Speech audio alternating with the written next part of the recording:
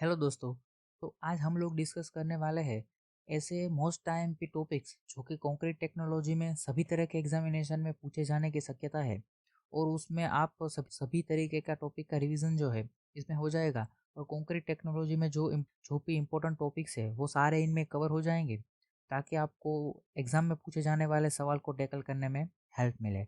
तो चलिए शुरू करते हैं आज का वीडियो। सबसे पहले ingredients of concrete. Ingredients of the concrete: cement, sand, admixture और aggregate. Type of cement: OPC, PPC, SRH, white cement और लोहेट सीमेंट। OPC मतलब ऑर्डिनरी पोर्टलैंड सीमेंट, PPC मतलब पोर्टलैंड पोज़ोलाना सीमेंट, SRC मतलब सल्फेट रेजिस्टेंट सीमेंट और white cement और लोहेट cement. तो ये most commonly type है सीमेंट का। टेस्ट ऑन सीमेंट: सीमेंट में दो टेस्ट होते हैं, लैब टेस्ट और फिजिकल टेस्ट। फिजिकल टेस्ट में ऑन साइट करते हैं, देखते हैं कि उसका कलर कैसा है, वो बैग खोलने पे ठंडा लगता है या फिर उसमें लम्स है या नहीं। उसके बाद लैब टेस्ट होता है, उसमें soundness, initial setting time, final setting time, fineness test और टेंसाइल स्ट्रेंथ सारे लैब में होते हैं। आगे देखें इंग्रेडिएंट्स ऑफ सीमेंट। सीमेंट में लाइम, सिलिका, एल्यूमिनियम और मैग्नीशिया जो है उसके सामने दर्शाए गए परसेंटेज के हिसाब से सीमेंट में होते हैं। तो ये भी आपको दिमाग में रखना है, कभी एग्जामिनेशन में उस तरह के क्वेश्चन आ सकते हैं। उसके बाद है water requirement for complete hydration and cement. तो ये काफ़ी इंपॉर्टेंट क्वेश्चन है। कंप्लीट हाइड्रेशन के लिए हम 38% वाटर का हमें रिक्वायरमेंट होगा। वॉल्यूम ऑफ सीमेंट बैग: तो सीमेंट बैग का जो वॉल्यूम है वो 0.035 मीटर क्यूब और 35 लीटर है। उसके बाद अगर हम देखें तो टेस्ट ऑन कंक्रीट। कंक्रीट में हम कौन कौन से टेस्ट जो है वो परफॉर्म करते हैं। वर्केबिलिटी टेस्ट वो साइट पे हम करते हैं। उसके बाद setting time, compressive strength, tensile strength, permeability test और परमिएबिलिटी टेस्ट वो जो है हम फॉलिंग हेड मेथड और कांस्टेंट हेड मेथड के जरिए करते हैं। और कंक्रीट के कौन कौन से टाइप है जो हम यूज़ करते हैं, तो वो है normal strength, plain ordinary concrete, reinforce concrete, prestress concrete, precast concrete, light weight concrete और एयर एंड कंक्रीट। उसके बाद है grade of concrete and ratio. तो ये काफ़ी इंपॉर्टेंट क्वेश्चन है। उसमें से सभी तरह के एग्जामिनेशन में डायरेक्ट या फिर इनडायरेक्टली इस टॉपिक में से होता ही होता है क्वेश्चन। तो आप इसको दिमाग में रखिए, आपको साइट में जाने के लिए इंटरव्यू में भी ये काम आएगा। तो ये सारे जो M7.5 से लेकर M30 तक का जो रेशियो है वो इसमें दिया गया है, आप पाउज करके देख के याद कर सकते हैं इसको। उसके नीचे मोस्ट टाइम पे क्वेश्चन एक और है कि M20 अगर हम बात करते हैं तो उसमें M20 क्या है। जो M है वो रिप्रेजेंट करता है मिक्स डिज़ाइन को, और वो जो 20 है वो स्ट्रेंथ को डिनोट करता है, जो कि क्यूब टेस्ट के जरिए हम नापते हैं 28 दिन के बाद। वो प्रॉपर क्यूरिंग के बाद जो क्यूब होता है उसकी स्ट्रेंथ कितनी आती है, तो उसको दर्शाता है 20। तो वो होता है न्यूटन पर mm² में। आगे देखें टाइप ऑफ एग्रीगेट। एग्रीगेट दो तरह के होते हैं, फाइन एग्रीगेट और कोर्स एग्रीगेट। जो 4.75 से कम हो गए उसको फाइन, ज़्यादा हो गए उसको कोर्स बोलेंगे। उसमें एग्जांपल देखें सैंड, सुर्खी, stone, screening, burn clay etcetera होगा। उसमें ब्रिक चिप्स, स्टोन चिप्स और एक्सेट्रा होगा। उसमें सरफेस एरिया ज़्यादा होगा फाइन में, क्योंकि वो बारीक से कटा होगा, वो उसमें ज़्यादा पार्टिकल्स होंगे, कोर्स में कम होंगे। वो फाइन एग्रीगेट जो है वो कोर्स एग्रीगेट के बीच के वॉइड्स को फिल करने के लिए यूज़ कर सकते हैं। और कोर्स एग्रीगेट जो है वो वॉल्यूम बढ़ाने के लिए कंक्रीट का, और जो बड़े वॉइड्स होते हैं उसको फिल करने के लिए हम कोर्स एग्रीगेट का यूज़ कर सकते हैं।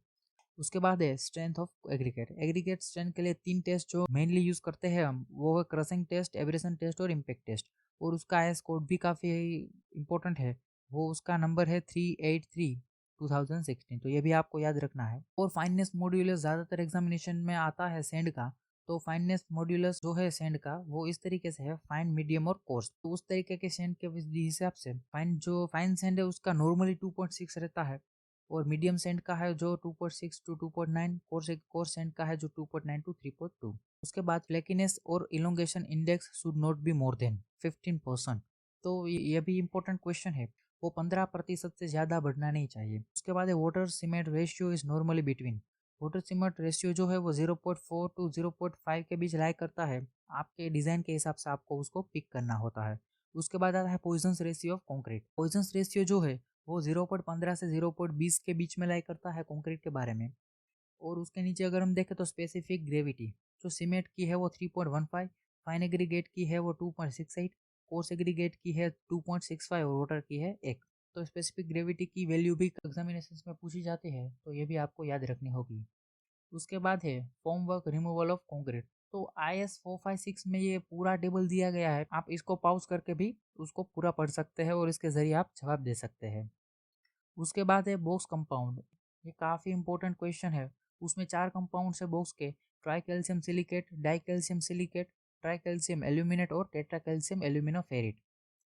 उसके हिसाब से जो कि अर्ली स्ट्रेंथ के लिए हम C3S जो पहला है वो यूज़ कर सकते हैं पहले 7 दिन के स्ट्रेंथ के लिए। उसके 7 दिन के बाद की स्ट्रेंथ जो है वो डाई कैल्शियम सिलिकेट के जरिए आती है। ट्राई कैल्शियम सिलिकेट जो है वो हाई हीट ऑफ हाइड्रेशन के लिए रिस्पॉन्सिबल है, अगर वो ज़्यादा होगा तो हीट ऑफ हाइड्रेशन हमारे कंक्रीट में ज़्यादा होगा। और टेट्रा कैल्शियम एल्यूमिनोफेरिट जो है ओवरऑल स्ट्रेंथ में वो रोल प्ले करता है। उसके बाद है एडमिक्सचर। एडमिक्सचर जो है वो कंक्रीट में हम डालते हैं अलग अलग प्रॉपर्टी में। अगर डेफिनेशन देखें, नेचुरल और मैन्युफैक्चर केमिकल और अडेक्टिव added during concrete mixing to enhance specific property of fresh और हार्डन कंक्रीट। उसकी जो प्रॉपर्टी एक्चुअल में मिलती है उसको बदलने के लिए हम एडमिक्सचर यूज कर सकते हैं। तो नीचे उसके टाइप दिए गए हैं। मोस्ट कॉमनली यूज एडमिक्सचर है एयर एंट्रेंस जो है वो aluminium powder, vegetable oil, hydrogen peroxide और अल्कली सोल्ट, ये सारे जो है एयर एंट्रेंस के एग्जाम्पल है। उसके बाद है वाटर रिड्यूसर, उसके बाद है रिटार्डर। ज़्यादा देर तक कंक्रीट की ज़रूरत होगी, ज़्यादा देर तक कंक्रीट रखना होगा तो उसके लिए हम रिटार्डर का यूज़ करते हैं, तो वो है कैल्शियम सल्फेट और जिप्सम। एक्सेलरेटर, जो हमें जल्दी से कंक्रीट को स्टिफन करना हो तो उसके लिए हम कैल्शियम क्लोराइड, सोडियम नाइट्रेट और सोडियम सिलिकेट का यूज़ करते हैं। सुपर प्लास्टिसाइजर जो है वो सल्फोनेटेड नेफ्थालेन जो है वो यूज़ करते हैं as a super plasticizer. Super plasticizer मतलब क्या, पानी की क्वांटिटी को 30% कम करके भी हम कंक्रीट की जो वर्केबिलिटी है उसको अफेक्ट किए बिना हम उसका यूज करते हैं। यानी वाटर कम हो तो भी हम सुपर प्लास्टिसाइजर का यूज करके हमें जो चाहिए वो स्ट्रेंथ ले सकते हैं। उसके बाद है suggested suitable type of cement. Cement कौन से काम के लिए कौन सी सीमेंट हमें यूज करनी होगी। कंक्रीट ग्रेविटी डैम और रिटेनिंग वॉल के लिए low heat cement, marine structure के लिए surface resistant cement, road repairing और कलवर्ट के लिए rapid hardening cement, water proofing of dam के लिए पोर्टलैंड बोजोलोना सीमेंट और अंडर वाटर कंस्ट्रक्शन के लिए क्विक सीमेंट। उसके नीचे है गुड ग्रेडिंग और गैप ग्रेडिंग। गुड ग्रेडिंग मतलब क्या, उसमें जो ग्रेड होता है एग्रीगेट का वो सभी तरीके के साइज के एग्रीगेट होता है ताकि उसमें वर्ड रेशियो कम हो। और गैप ग्रेडिंग में हमें कुछ ऐसे साइज के एग्रीगेट नहीं मिलेंगे बीच में जो कि उसमें वर्ड्स को फिल करते हैं, और उसकी एब्सेंस की वजह से उसमें वर्ड रेशियो ज़्यादा होता है गैप ग्रेडिंग वाले में। उसके बाद अगर हम देखें तो कॉम्पैक्टिंग फैक्टर है। Weight of partially compacted concrete to weight of fully compacted concrete के रेशियो को हम कॉम्पैक्टिंग फैक्टर बोलते हैं। वर्केबिलिटी के हिसाब से कॉम्पैक्टिव फैक्टर की वैल्यू नीचे दी गई है टेबल में।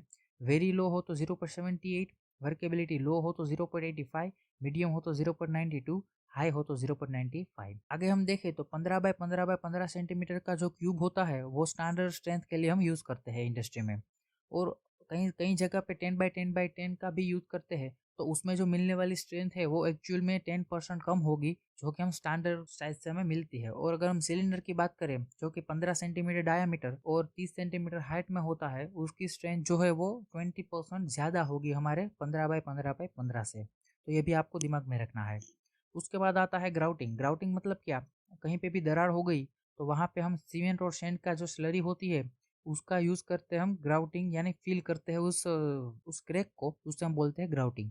उसके बाद आता है सेग्रीगेशन। सेग्रीगेशन मतलब क्या, सीमेंट सैंड एग्रीगेट के जो सारे कंपोनेंट होते हैं वो सारे अलग हो जाते हैं। ये इसके पीछे कई सारे रीज़न हो सकते हैं सेग्रीगेशन होने में। वाटर सीमेंट रेशियो अगर प्रॉपर ना हो तो भी वो सेग्रीगेशन हो सकता है। उसमें क्या होगा, सीमेंट सैंड और एग्रीगेट पूरी तरीके से अलग हो जाएंगे। ब्लीडिंग में क्या होगा, ब्लीडिंग में जो सारा हैवी मटेरियल है सीमेंट सैंड और एग्रीगेट का वो नीचे बैठ जाएगा कंक्रीट में, और पानी जो है वो ऊपर आ जाएगा, उसको हम बोलते हैं ब्लीडिंग। तो दोस्तों ये थे वो मोस्ट IMP टॉपिक्स जो कि आपको एग्जाम्स में पूछे जाने की शक्यता है इसकी।